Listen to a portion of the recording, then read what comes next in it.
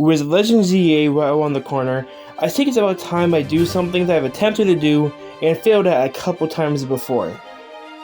A hardcore Nuzlocke. You know the rules. If a Pokemon dies, it's dead forever. You must catch and nickname the first Pokemon you encounter.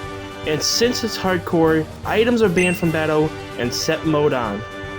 Also, because I wanted to add a little spice and wanted to keep the randomness because, well, it is a Nuzlocke, I can only catch the first 2 Terra-Raid Pokemon I encountered before each gym. Now, I hope you have your marbles, because I've certainly lost mine. This is my Pokemon Scarlet, hardcore Nuzlocke. Just like all other Pokemon journeys, this one begins at our house. Principal Cavell shows up and gives us a choice between 3 different starters: Sprigatito, Fuecoco, and Craxley. Shortly after, we met our rival Nemona, and we picked our starter Fuecoco. We proceeded to nickname it Hot Pot, and it was time for our first rival battle. Well, anyways, after that, we met a big lizard that hits us with the Ancient P look, and we met up with Arvin. And, well, he's not really important to the story, because our only goal for the Nuzlocke is beating the Victory Road Path, meaning we're skipping over all of Arvin and Penny's stuff. Oh, it's time for our second rival battle already. Well, the first one is easy, so this one should be as well.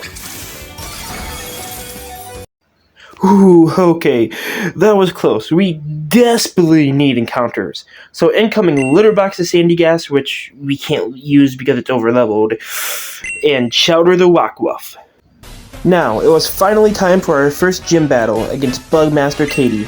Katie sends out her Nimble while I sat on Hot Pot and proceeded to sweep through her whole team. Well, that's 1 gym badge acquired. Well, on my way to the next gym, I caught Puddin' the Petlil and Buckreek the Mastiff. Before taking on the next gym, I went out of my way to pick up the Sunstone and Pollen Puff TM because, well, Petlil is kind of weak, and Lilligant is just a bit better. I don't know by how much, though, so...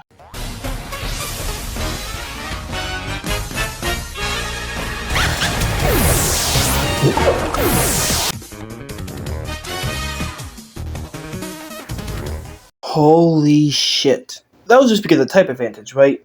There's no way that will happen in the next gym. But Lilligant does have Criverdance, so...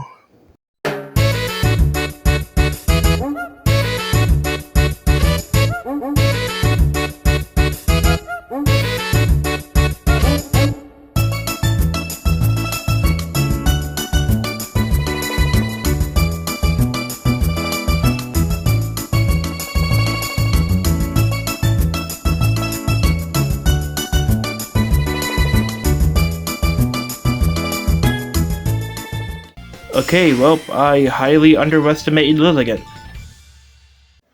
Anyways, our encounters before and after this gym were Gummy the Finneon, Sprite the Wattrel, Salt the Knackley, and Cake the Makuhita. I then proceeded to do some evolutions and partake in my favorite pastime. Restart the bidding at 10,000. Oh, 10,000 from the kid. Do I have 15? This 15,000. Any more? 25 from the old lady here. Do I hear any more than 25k? Come on, give me more. And it's 30k from the kid. Oh, this dude can't even. And it's 40k from the old lady. Wow. Do I hear more than 40k? Come on. Any more than 40k? And it's a kid with 45k. Well, I guess the kid wins. What? Oh, neat. What did I win? Another gym battle. Ah, what? The battle against the surging Seth Kofu begins. He sent out his Veluza while I sent out Sprite. I start things out with an Electro Ball, while Veluza counters with an Aqua Cutter. The next turn, I use Volt Switch, knocking out Veluza and returning Sprite. I set out Puddin', and I think we all know where this is going. And with a few Criverdances, Puddin' sweeps through the rest of Kofu's team. That's another gym badge acquired. After that, I caught Sugar the Hatchram and Fish the Gibbo. Did some evolutions, and damn, this Nuzlocke is making me peckish. Good thing I heard about this restaurant from Nemona. What we other be today, sir? Yeah, I'll take the grilled rice balls, medium serving, fire blast style, extra crispy with a lemon garnish.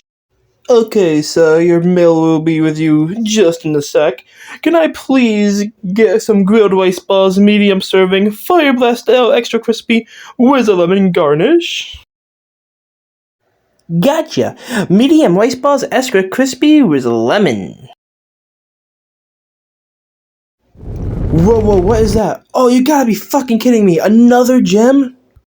Well, now I know never to trust Mona again. Okay, Larry time. And unlike the other gyms, this one's gonna be a little bit harder. You see, this part in the game is where the gyms start to get, well, decent, but I have a plan. You see, Cake here is a Fairy Terra type, getting rid of its biggest weakness for this gym, flying.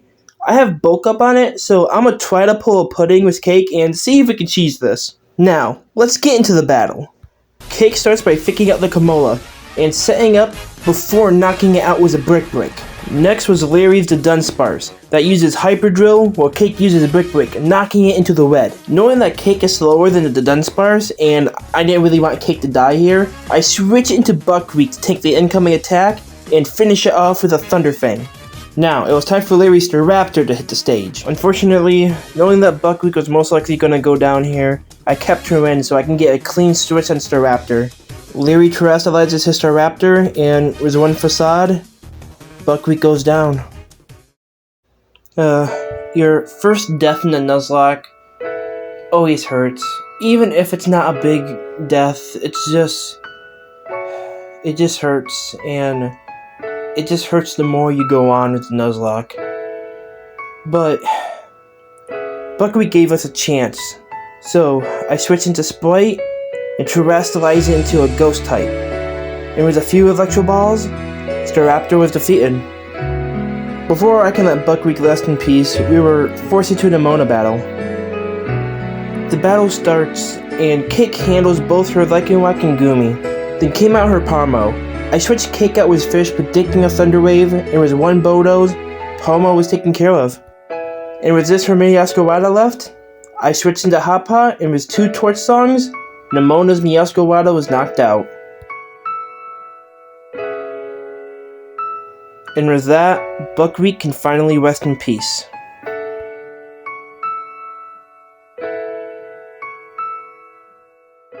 After some time, I caught Cookie the Tinkatuff and Tuna the Magikarp.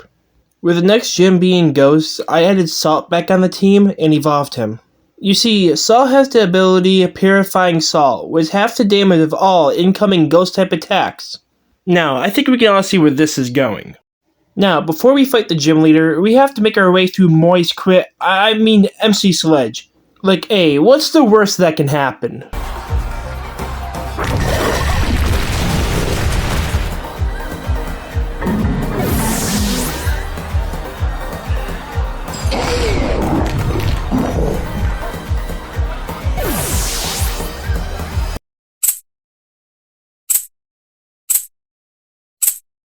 Oh, what the fuck was that? That's the most bullshit death ever. A first turn Destiny Bond? Anyways, I sat on Sprite and with Cake, they finished the battle. Okay, there is no time to rest. Right now it's the time for the gym leader battle. Our battle with Rhyme finally begins. She sends out both her Bayonet and Mimikyu while I start the battle off with Hot Pot and Cake. I terrestrialize Hot Pot and Torch Song the Mimikyu, busting its disguise while Cake uses Knockoff and the Bayonet. The next turn, I do the same thing, knocking out both Mimikyu and Bayonet. Now, with Rhyme only having 2 Pokemon left, she terrestrializes her Toxtricity into a Ghost type while I use Protect on Cake. Hot Pot then knocks out her Houndstone with a Shadow Ball, while Rhyme's Toxtricity discharges the field, paralyzing Hot Pot in the process. The next turn, I switch Hot Pot out for Cookie, taking the incoming attack, while Cake uses Knockoff on Toxtricity, knocking it down to half. Predicting another discharge, I switch into Fish, and with one last knockoff from Cake, and we won the battle. That's another gym badge acquired.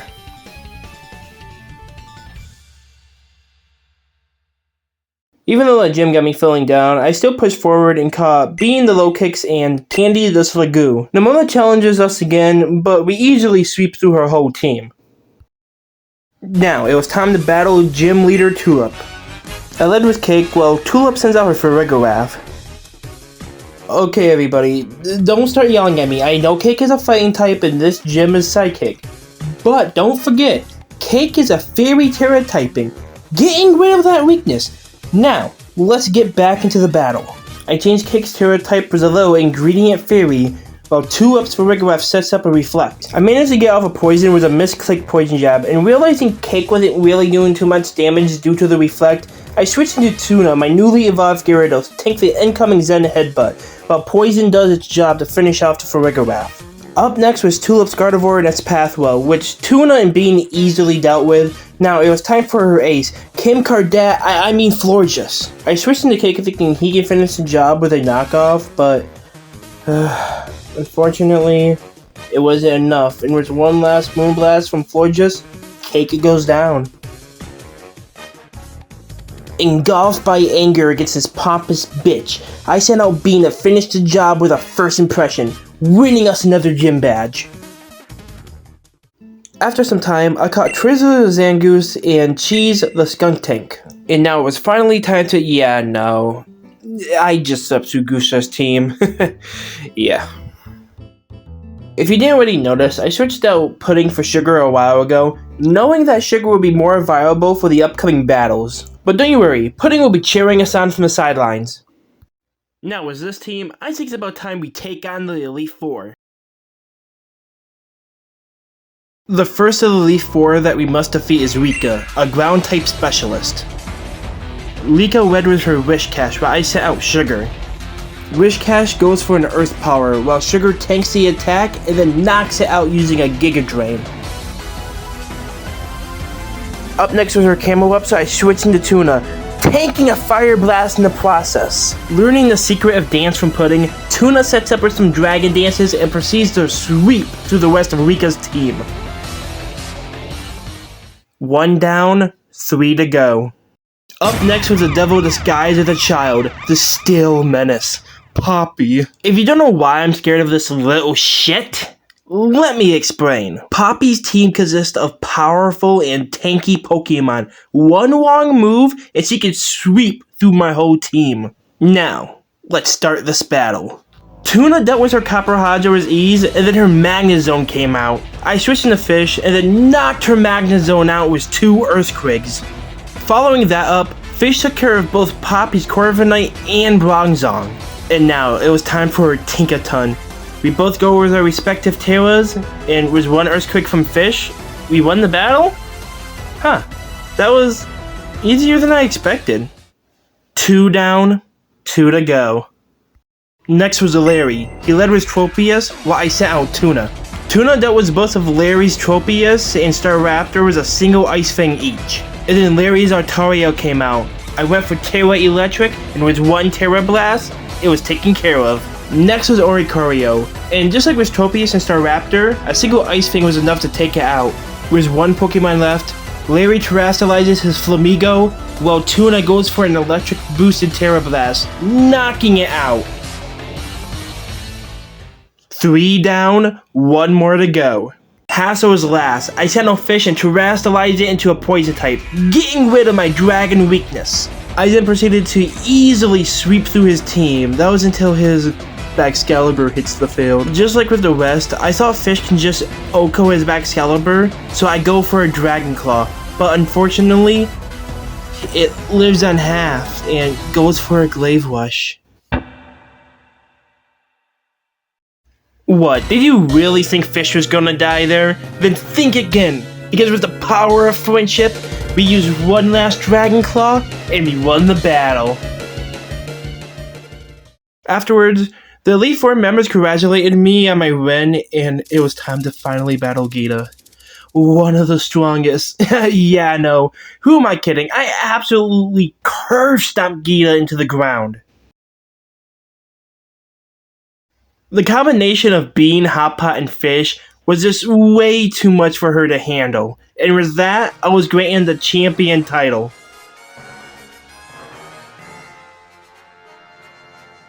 But we're not done yet. We still have 1 last battle to do against the true champion of this game, Nemona.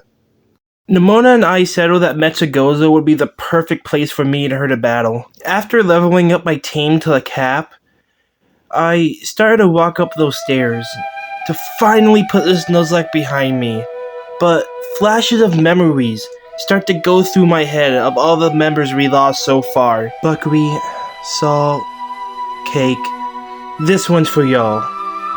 I approach Nimona, and the battle begins. Nimona leads with her Lichen Rock while I set out Fish. Nimona's Lichen Rock sets the field with Stealth Rocks while I knock it out with an Earthquake.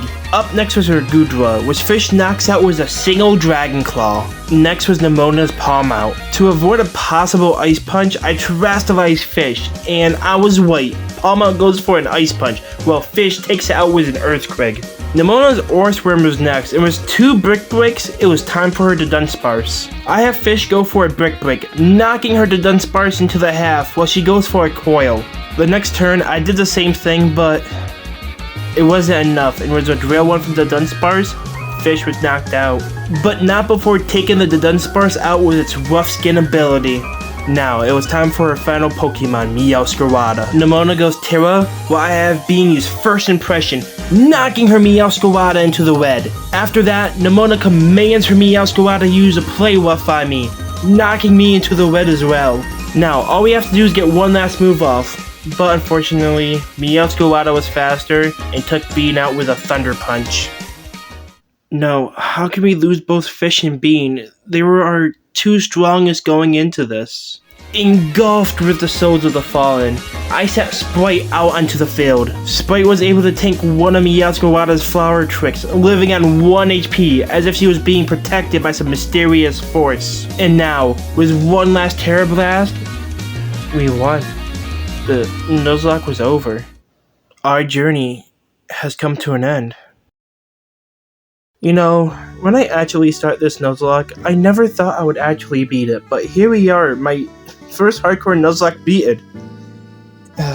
Honestly, after this, I'm going to need to take a break for a while, but this has been fun, and if you like my content, how about you watch my other 2 videos I have, or one of my many shorts. But until next time, I'm gonna go find my marbles.